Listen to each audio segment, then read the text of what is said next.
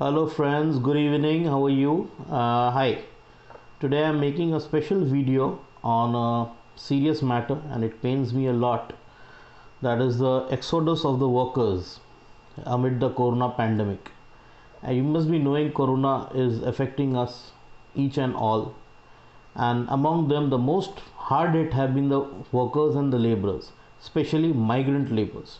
Now what do you understand by the word term migrant laborers? Migrant laborers are people who have been living in, let's say, Uttar Pradesh, Bihar, Orissa, Jharkhand, who have gone to work in either Maharashtra, Gujarat, or any place. Mostly the shift of labor is from a poorer state, the eastern states, to the richer states. There is the northern states, the southern states, and the western states. Now, I was just researching and analyzing something like why should one need to work in another place? I live in Jamshedpur. Why should I go to US? Or why should I go to Delhi to work? Why not I stay in Jamshedpur and earn my bread and butter? I asked a couple of my friends. My friends will argue, stupid. In today's global economy, everyone works. And 90% of the people don't work where they are born. That is why you find the word term as NRI, non-resident Indian, the Indians who have gone to US to work. But again the question struck me, well, let's say around 500 years back or 1000 years back, Indians never went to US to work, or Indians never went to China to work, or Indians never went to Europe to work. So why? Now people are going. Why are people going to US to work? My friends put forward me a great argument. They tell me, see, the salary in, let's say you're a place like Jamshedpur, you're born, salary here would be lower. You won't get a job as per your skills, your educational skills, and that is why one has to migrate. Then I came upon something and it really hit me hard. Now if you really look at our Indian economy, since years and ages ago, the Indian civilization or the Vedic civilization, I won't use the word Hindu because the moment I use the word Hindu, some pseudo secular people again start telling he is a Sanghi, he is a BJP supporter, he is a Modi supporter. So the correct word which I mean is Vedic civilization. If you really see in Vedic civilization, for 10,000 of years, India was the richest country in the world. At around since the measurable time, our civilization is more than 10,000 years old, but our measurable history is from 2000 years, like after Mohenjo-daro and Harappa. So by the time of just before the Islamic civilizations invasions began, before 1000 AD, India had a GDP of around 75% of the world GDP. Imagine, 75% of the world GDP is in India. India had a very small mines in Kolar in Karnataka which used to mine gold. But India had the largest deposit of gold in the world. Now how come all the gold came into India when India was neither a gold producing state, and at all if it produced, it had a very minute quantity and very small quantity of gold production. Now all this gold basically came via trading. Now the best part, which is Indians never went out to trade. People used to come to trade in India. So you had Arabians coming all the way from Arabia to come to India and trade in spices. You had Sri Lankan people coming and buying gems for us, precious stones. You had the Chinese who used to come to India and buy silk from us. Then you had the Macedonians. Alexander was from that place, Macedonia. They used to come and buy metals from us. Now don't you think it is a bit peculiar? In today's world, people are going out. If I have to sell a product, I have to go to Tata Steel. Tata Steel doesn't come to me. Or if I have to sell a product, I have to go to Bombay. I have to go to Madras and sell. Now the people of Madras never comes to me. So what was it that attracted people to India? And India always traded on his terms and conditions. Sorry, on her terms and conditions. So now you see, Indian economy or the Vedic economy was never ever based on consumerism, like you have the Islamic economy or the Christian economy. Islamic economy basically consisted of trading to some part, but trading. They were never manufacturers of the product. So you had these caravan traders who used to buy from somewhere and then they used to sell somewhere. That is why they traded a lot, they traveled a lot.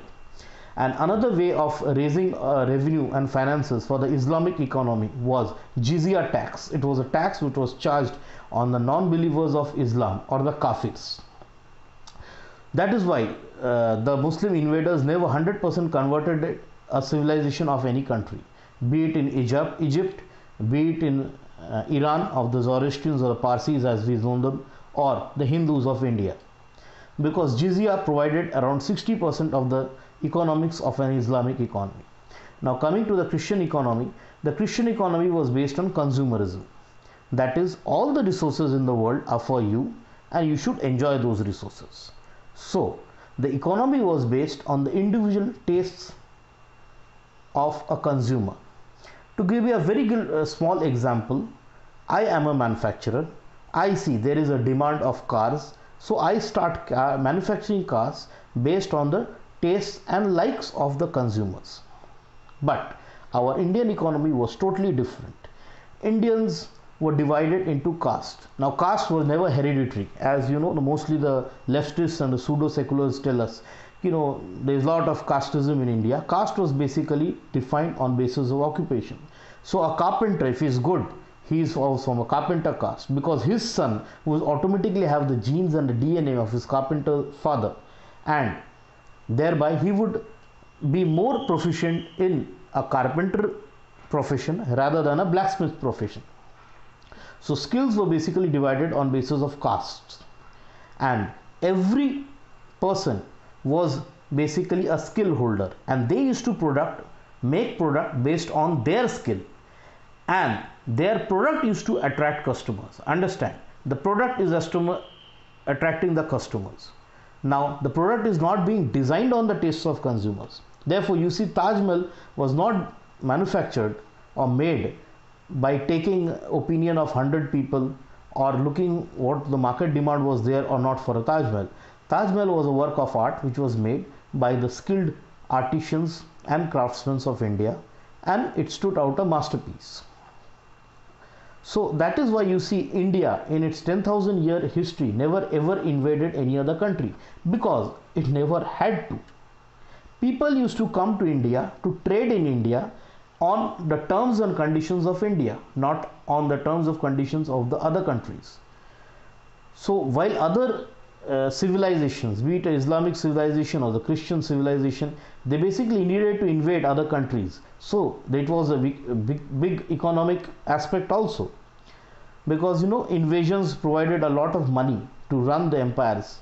But as far as India is concerned, she never had to invade, because money was coming from all over the world inside India based on her skills which her people had. I will say a very good example quote of a gentleman whom I admire as the century's biggest ever entrepreneur, Steve Jobs. Now Steve Jobs had greatly said one thing. He said, I never design a product looking at customers. I design a product what I feel is good. Customers come to that product like a bee.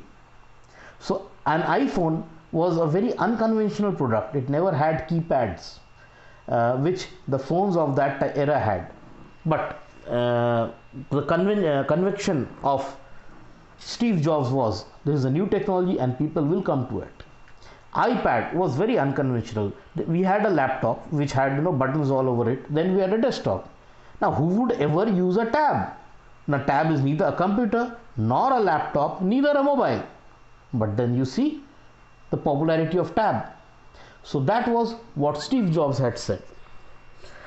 The same thing holds with Mark Zuckerberg when he designed Facebook, or for YouTube creators, or for any other innovative product. Now what happened is, Indians, just after independence, we lost our touch.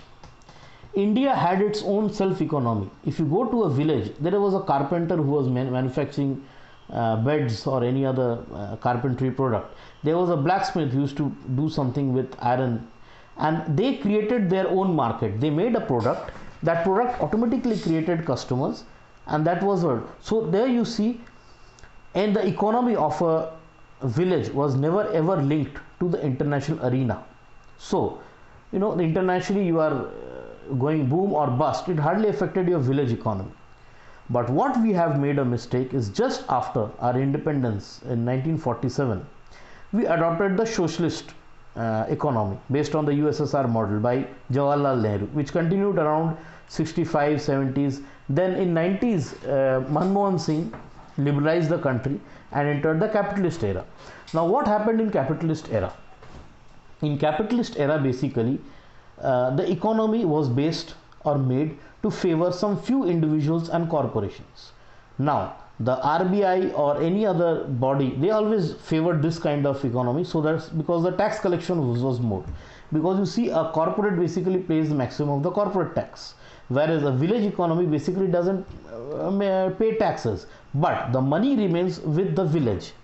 So India earlier had a very, very high savings rate, individual savings rate, whereas a very low corporate savings rate. Now it is vice versa. We are living on a life on our EMIs. I believe most of the people watching this video must have bought their house or flats or anything either by an EMI.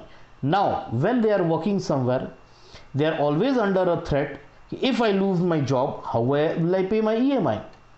Whereas earlier it was totally opposite. Earlier things were totally opposite. We never lived an EMI life. We had savings much more than our present earnings. So we were never under any boom or bust. So now what happened? There was a carpenter. He was an excellent carpenter. But as soon as liberalization came, multinationals entered.